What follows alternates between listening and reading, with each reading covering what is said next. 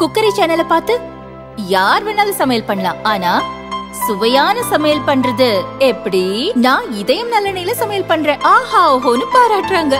நீங்களும் இதயம் நல்லெண்ணெயில சமையல் பண்ணுங்க, பாராட்ட வாங்குங்க. தினம் தோறும் வாங்குவே இதயம் இதயம். தூத்துக்குடி தருவை குளத்தை சேர்ந்து 22 மீனவர்கள் ஆகஸ்ட் 5ஆம் தேதி கடலில் மீன்பிடிக்க சென்றனர். அவர்களை எல்லை தாண்டி மீன்பிடித்ததாக கூறி இலங்கை கடற்படையினர் கைது செய்தனர். அனைவரும் இலங்கை சிறையில் அடைக்கப்பட்டனர். அவர்களில் மகாராஜா என்பவருக்கு சொந்தமான விசைப்படகில் சென்ற 12 மீனவர்களை மட்டும் இலங்கை அரசு விடுவித்துள்ளது.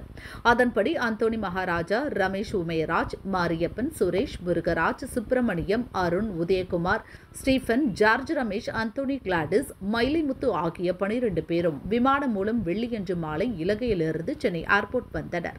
அவர்களை வரவேற்ற அதிகாரிகள் சொந்த ஊருக்கு அனுப்பி வைத்தனர்.